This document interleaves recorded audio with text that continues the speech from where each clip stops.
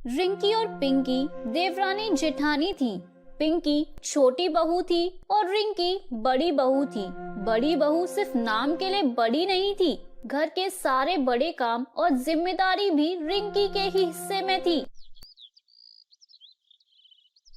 अरे रिंकी बहू, ऐसा करो बेटा, खाने की तैयारी ना तुम ही देख लो। वो पिंकी अभी नई नई आई है ना, अभी उसे हमारी पसंद नापसंद जानने में थोड़ा वक्त लगेगा। और फिर तुम तो जानती हो ना, सचिन और तुम्हारे पापा जी खाने के टेस्ट के मामले में कितने पर्टिकुलर हैं। खाना उनके हिसाब से नहीं बना तो वो पूरा घर सर पर उठा लेते हैं। मैं देख लूंगी मम्मी जी, मैं जानती हूँ पिंकी पापा जी के गुस्से के आगे नहीं टिक पाएगी और मेरे रहते हुए किसी की भी नाराजगी उसे झेलने की जरूरत नहीं पड़ेगी। आप चिंता न करें। रिंकी को भी अभी घर में आए हुए 3 साल हुए थे, लेकिन 3 साल में उसने जैसे 30 साल के बराबर अनुभव जमा कर लिया था। नई नवेली दुल्हन होने पर भी उसने कभी किसी काम से मुंह नहीं मोड़ा। ससुर के गुस्सैल स्वभाव से डरे और घबराए बिना रिंकी ने न जाने कितनी ही बार उनकी डांट खाई, लेकिन हार नहीं मानी। कुछ ही दिनों में रिंकी पूरे घर की जान बन गई। ऐसा कोई काम या सामान नहीं था जिसकी जानकारी रिंकी को न हो। जब मैं शादी करके आई थी तब मैं अकेली थी, मेरी मदद करने वाला कोई नहीं था। लेकिन पिंकी के लिए तो मैं हूँ ना। मैं कभी नहीं चाहूंगी कि पापा जी और सचिन का गुस्सा जो मैंने झेला है, पिंकी को भी वो सब बर्दाश्त करना पड़े। रिंकी चाहती थी कि वो धीरे धीरे पिंकी को घर में सबकी पसंद के अनुसार ढलना सिखाए। लेकिन आपने वो कहावत तो सुनी होगी ना कि उंगली पकड़ी तो पोंछा ही पकड़ लिया। कहने का मतलब है कि देवरानी पिंकी ने रिंकी के लाड प्यार और समझदारी का गलत ही मतलब निकाल लिया था। उसे तो अब काम चोरी और जेठानी पर ऑर्डर चलाने की आदत हो गई थी। पिंकी पूरा दिन बढ़िया से सज संवर कर यूट्यूब पर मेकअप वीडियोस देखती, जबकि जेठानी रिंकी अकेले ही घर के कामों में उलझी रहती। धीरे धीरे समय अपनी चाल से आगे बढ़ता रहा और दोनों देवरानी जेठानी 2 बच्चों की माँ हो गई। लेकिन पिंकी के रवैये में अभी भी अंतर नहीं आया था। घर में इतना काम रहने लगा था कि रिंकी को बस काम के अलावा कुछ सूझता ही नहीं था। रिंकी भाभी, वो पिंकी भाभी घर पर हैं क्या? हाँ है ना, तुम बैठो, मैं बुलाती हूँ उसे। पिंकी और पारुल बात कर रहे थे कि रिंकी चाय लेकर दोनों के लिए उसके कमरे में जाती है तो देखती है कि वो दोनों उसके बारे में ही बात कर रहे थे। अरे पिंकी भाभी, आपकी स्टाइल, डिजाइनिंग सेंस और फैशन के तो पूरे मोहल्ले में चर्चे हैं। मानना पड़ेगा आपको। आपकी इंग्लिश और ये पूरे बाल देखकर ना अंग्रेज भी एक बार को धोखा खा जाए। अरे पारुल, क्या बात करती हो? वो तो मैंने बस ऐसे ही करवा लिया था। वैसे तो ना मुझे ब्राउन कलर ही पसंद है, वो ना मेरी पर्सनालिटी पर सूट करता है। और तुम्हारे भाई साहब जो कहते हैं, मेरे नेल एक्सटेंशन देखकर उनका ना मुझसे कोई काम करवाने का मन ही नहीं करता, कहीं खराब ना हो जाए। अरे भाभी, कल तो मोहल्ले की औरतें बातें कर रही थी कि पिंकी को ना ग्रूमिंग क्लासेस शुरू कर देनी चाहिए ताकि सब आपके जैसे इंग्लिश बोलना और पर्सनैलिटी डेवलप करना सीख सके। अच्छा भाभी, जब ना आप पर्सनैलिटी कोच बनोगी ना तो सबसे पहले अपनी जेठानी को ही ग्रूमिंग करना। अरे भाभी, मुझे लगता है ना सबसे ज्यादा जरूरत रिंकी भाभी को है इसकी। अरे भाभी, कहाँ आप और कहाँ वो? आपकी डिजाइनर साड़ियाँ, स्लीवलेस ब्लाउज और कहाँ उनकी घरेलू काम वाली टाइप की साड़ियाँ और उलझे हुए बाल। आपके सामने ना उनका कोई मुकाबला नहीं है भाभी। उनकी सास क्या भांग पीकर उन्हें ब्याह कर लाई थी। इतना कहकर दोनों जोर जोर से हंसने लगती हैं।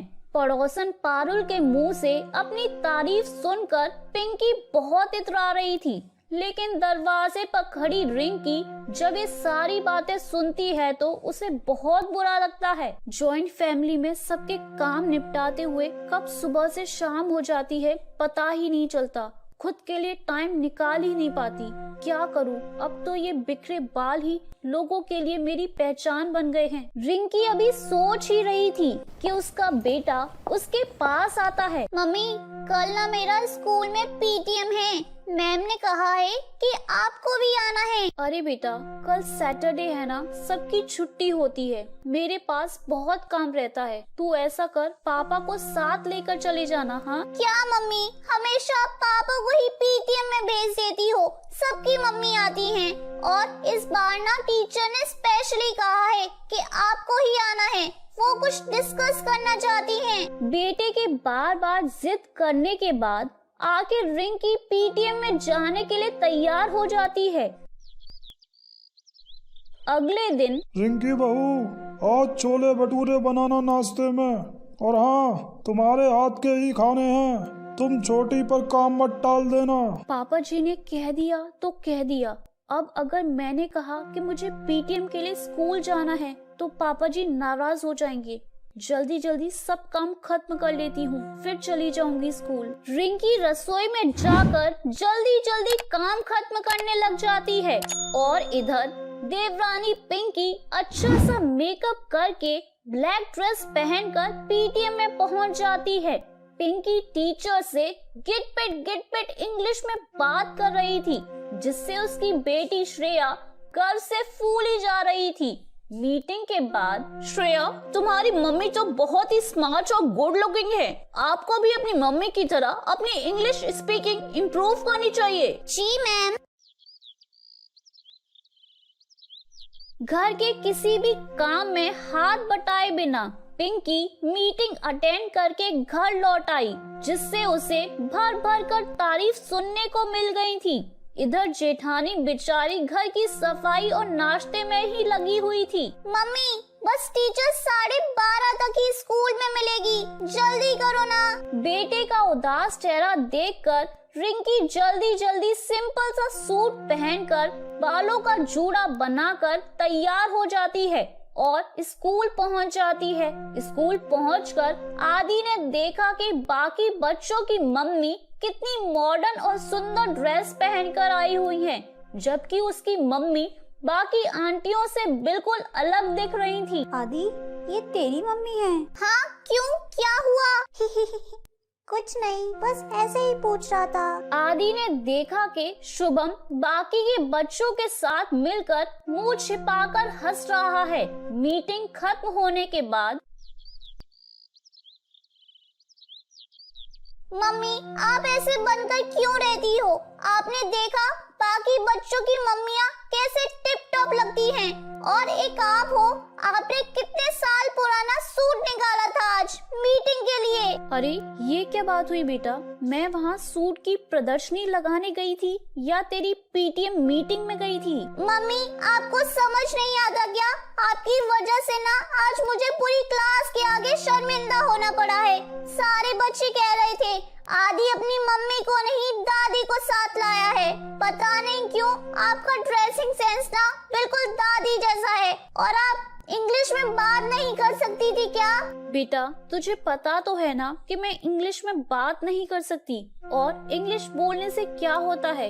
हिंदी में बात करने से कुछ दिक्कत हुई क्या? अब रहने दो मम्मी, गलती मेरी ही है जो मैं आपको लेकर गया। मुझे पापा को ही लेकर जाना चाहिए था।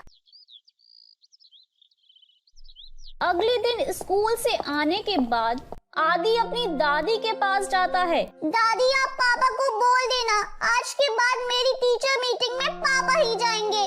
मम्मी ने तो स्कूल में जाकर मेरी बेइज्जती करा दी। जब से मम्मी स्कूल से आई है ना, मेरी क्लास के बच्चे मेरा मजाक उड़ा रहे हैं। आप ही बताओ, क्या जरूरत थी मम्मी को ऐसा पुराना सूट पहनकर मेरे स्कूल जाने की? और क्या मम्मी मेरे लिए इंग्लिश बोलना नहीं सीख सकती?